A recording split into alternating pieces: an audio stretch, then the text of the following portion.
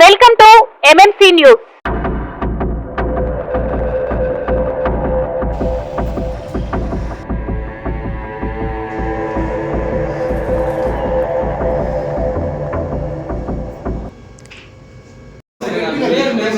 ఎక్కడ స్టార్ట్ అవుతుంది, ఎక్కడ ఎండ్ అవుతుంది అనే దానికి ఒక క్లారిటీ ఉంది. అది మీరు అది మెసేజ్ చేసింది ప్రాబ్లం అంటే మీరు సర్వే నెంబర్ మాత్రం ఇచ్చారు. సర్వే నెంబర్ ఎంతమంది తెలుసుకోగలుగుతారు?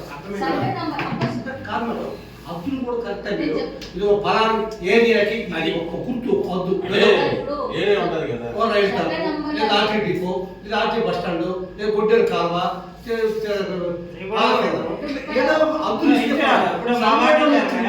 ఆ సరైన నెంబర్ ప్రజలకు ఎంతవరకు అర్థం అవుతుంది, ఎంతమంది తెలుసుకోగలుగుతారు? చాలా కన్ఫ్యూజ్ పడ్డారు. నేను చెప్తాను. ఇప్పుడు 36 వార్డు తీసుకుంటాం, ఏ వీధులు రావు కాబట్టి ఖచ్చితంగా సర్వే నెంబర్లు వేయాల్సి వస్తుంది. వేసుకోండి, సర్వే నెంబర్ సర్వే నెంబర్ వేయండి, కానీ పలానా ఏరియాలో ఇట్లా మెన్షన్ చేయొచ్చు. ఈ వీధిని అంటే మాకు లోకల్ డౌట్స్ ఉన్నాయి. ఈ రిప్రజెంటేషన్ కి మేము ఇప్పుడు ఇవ్వబోయే రిప్రజెంటేషన్ 2-3 డౌట్స్ ఏంటంటే, మీరు ఇచ్చిన నోటిఫికేషన్ ప్రకారము బౌండరీస్ మాత్రం 36 వార్డులకి ఫిక్స్ చేసి మీరు అక్కడ ప్రజెంటేషన్ ఇచ్చారు అబ్జెక్షన్ తెలియమన్నారు. ఇది మాకు చెప్పారు మీరు.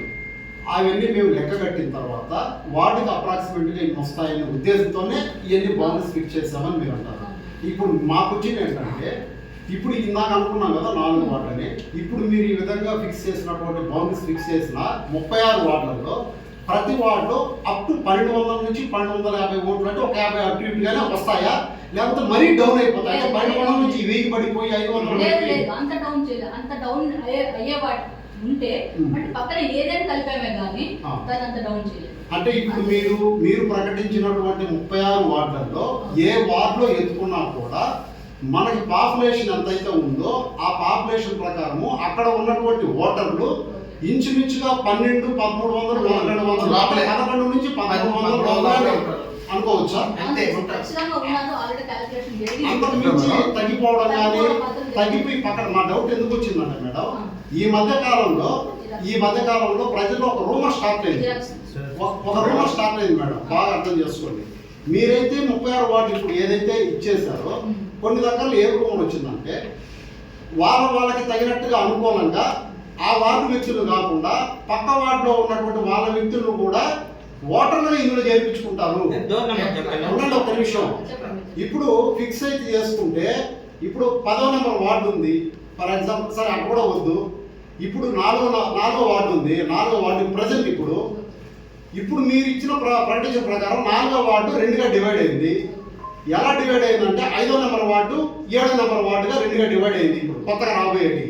ఇప్పుడు మా డౌట్ ఏంటంటే, 7వ నెంబర్ వార్డులో ఎంతమంది అయితే ఉన్నారో ఆ 7వ వార్డులో 5వ వార్డులో ఓట్లు కొన్ని ఇక్కడ కలుపుతారు రేపు నెక్స్ట్ అనేది ఒక రూమర్ స్టార్ట్ అయింది అనుకున్నాం. అది ఆల్రెడీ అయింది. అయితే మా డౌట్ ఏంటంటే, ఇప్పుడు ఈ పాపులేషన్ కానీ ఈ ఓటర్స్ కానీ లిస్టు ప్రకటించిన దానివల్ల కేవలం బౌండరీస్ మాత్రం ఫిక్స్ చేసి తర్వాత ఓటర్ లిస్టు ప్రకటించేటప్పుడు పక్క వార్డు కూడా ఎత్తి ఇందులో వేస్తారేమో అనేసి ఒక డౌట్ ఉంది. ఖచ్చితంగా వార్డు ఫిక్స్ అయిన తర్వాత ఆ వార్డులో ఏ డోర్ నంబర్స్ ఉంటే ఆ డోర్ నంబర్ కి ఓటర్స్ వస్తారు. ఇటు అసలు రావు కదా. మరి అటువంటిప్పుడు నా డౌట్ ఏంటంటే, ఇప్పుడు మీరు ప్రకటించినప్పుడే ఈ వార్డులో ఉన్నటువంటి పాపులేషన్ ఇంత ఓటర్స్ ఇంత కూడా ప్రకటించవచ్చు కదా. రూల్ ప్రకారమే ఇస్తాం కదా సార్. మేము ప్రకటించడానికి లేదు అట్లా. ఇదిగోండి ఈ రోజు మనం ప్రకటించాల్సింది ఫామ్ 1. ఫామ్ 1 లో ఏం ఇదే కదా